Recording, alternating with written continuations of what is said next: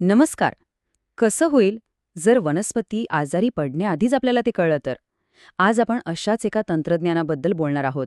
NDVI, जी आपल्याला वनस्पतींचं आरोग्य पाहण्याची एक वेगळीच नजर देतं, जी आपल्या डोळ्यांना दिसत नाही. जरा विचार करा. समजा एक मोठं शेत आहे. त्यातल्या लाखो रोपांवर एकाच वेळी लक्ष ठेवणं शक्य आहे का? नाही ना. आपल्या साध्या डोळ्यांनी तर हे अशक्यच आहे. आणि गंमत म्हणजे पिकांना जेव्हा पाण्याची किंवा खतांची गरज असते तेव्हा हा ताण आपल्याला तोपर्यंत दिसतच नाही जोपर्यंत नुकसान व्हायला सुरुवात होत नाही. पण काय होईल जर आपल्याला एक अशी सुपर पॉवर मिळाली ज्यामुळे आपण वनस्पतींचं आरोग्य पाहू शकू? चला मग बघूया हे तंत्रज्ञान नक्की आहे तरी काय आणि ते हे कसं शक्य करतं. म्हणजे बघा, झाडं किंवा पिकं ती प्रकाशाला वेगवेगळ्या प्रकारे प्रतिसाद देतात आणि त्यांचा हाच प्रतिसाद त्यांच्या आरोग्याबद्दल खूप काही सांगून जातो. NDVI हेच काम करतं. ते प्रकाशाच्या त्या लहरींना पकडतं ज्या आपल्या डोळ्यांना दिसत नाहीत आणि त्यातून वनस्पतीचं आरोग्य मोजतं. ओके, तर मग ह्यामागचं विज्ञान काय आहे ते समजून घेऊया. NDVI नक्की काम कसं करतं हे समजून घ्यायचं असेल तर आपल्याला झाडं आणि प्रकाश यांच्यातलं नातं समजून घ्यावं लागेल. अगदी सोप्या शब्दात सांगायचं तर NDVI म्हणजे एक प्रकारचा हेल्थ स्कोअर आहे वनस्पतींसाठी. म्हणजे वनस्पती प्रकाशाला कसं परत पाठवतात यावरून त्यांच्या आरोग्याची माहिती मिळते. हे समजायला खूप सोपं आहे. बघा, जे झाड निरोगी असतं त्यात भरपूर क्लोरोफिल असतं. त्यामुळे ते लाल रंगाचा प्रकाश जास्त शोषून घेतं आणि त्याचवेळी त्याच्या पानांची जी आतली रचना असते ती NIR म्हणजे नियर इन्फ्रारेड प्रकाश खूप जास्त प्रमाणात परत पाठवते किंवा परावर्तित करते. आता याउलट जे झाड आजारी किंवा तणावाखाली आहे त्यात क्लोरोफिल कमी होतं. त्यामुळे ते लाल प्रकाश कमी शोषतं आणि त्याची पेशी रचना पण कमकुवत होते. त्यामुळे ते NIR प्रकाश पण कमी परावर्तित करतं. आणि हाच फरक आपल्याला या ग्राफमध्ये अगदी स्पष्ट दिसतोय. बघा, लाल प्रकाशाच्या बाबतीत ग्राफ कसा खाली जातोय कारण तो शोषला जातोय आणि NIR प्रकाशाच्या बाबतीत तो कसा एकदम वर चढतोय कारण तो परावर्तित होतोय. ही तफावतच सगळ्यात महत्त्वाची आहे. ठीक आहे, मग आता प्रश्न हा आहे की प्रकाशाच्या परावर्तनातला हा फरक याला एका सोप्या स्कोअरमध्ये एका आकड्यात कसं बदलतात? त्यासाठी हे एक साधंसं सूत्र वापरलं जातं. हे सूत्र काय करतं तर NIR आणि लाल प्रकाशातला जो फरक आहे त्याला एका स्टँडर्ड फॉर्मॅटमध्ये बसवतं. याचा फायदा काय तर दिवसाची वेळ कुठलीही असो किंवा अगदी ढगाळ हवामान असलं तरी आपल्याला वनस्पतींच्या आरोग्याचा एक अचूक आणि स्थिर स्कोअर मिळतो.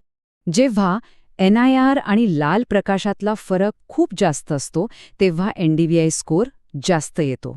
समजा 0.85. याचा सरळ सरळ अर्थ आहे की वनस्पती अगदी निरोगी आणि जोमात आहे. आणि या उलट जेव्हा हा फरक कमी असतो तेव्हा NDVI स्कोअर पण कमी येतो, साधारण 0.20. आणि हा कमी स्कोअर एक धोक्याची सूचना असू शकते की पिकाला खतांची कमतरता आहे किंवा एखादा रोग लागला आहे. तर मग या स्कोअरचा अर्थ कसा लावायचा? अगदी सोपा आहे. स्कोअर जितका जास्त तितकी वनस्पती निरोगी. म्हणजे 0.30 ते 1.0च्या दरम्यान स्कोअर असेल तर समजा सगळं अलबेल आहे. पण जर तो 0.10 ते 0.30च्या मध्ये आला तर काहीतरी गडबड आहे, म्हणजे पीक तणावाखाली आहे. आणि स्कोअर जर अगदी शून्याच्या जवळ असेल तर याचा अर्थ तिथे वनस्पतीच नाहीये. चला, आता थिअरी भरपूर झाली. आता बघूया की हा प्रकाशाचा डेटा मिळवण्यासाठी खरं तर कोणतं तंत्रज्ञान वापरलं जातं. मुख्यतः 2 प्रकारचे सेन्सर्स असतात, पॅसिव्ह आणि ॲक्टिव्ह. पॅसिव्ह सेन्सर्स सूर्याच्या प्रकाशावर अवलंबून असतात, म्हणजे ऊन असेल तरच ते काम करणार. त्यामुळे हवामान आणि वेळेची मर्यादा येते. पण ॲक्टिव्ह सेन्सर्स मात्र स्वतःचा प्रकाश वापरतात. त्यामुळे ते दिवस असो वा रात कोणत्याही परिस्थितीत आपल्याला अचूक माहिती देतात. आणि हे तंत्रज्ञान आपल्याला वाटतं तितकं काही क्लिष्ट नाहीये.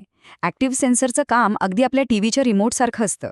रिमोट कसा स्वतःचा सिग्नल पाठवतो तसंच हा सेन्सर स्वतःचा प्रकाश पाठवतो आणि फक्त तोच प्रकाश परत आल्यावर मोजतो.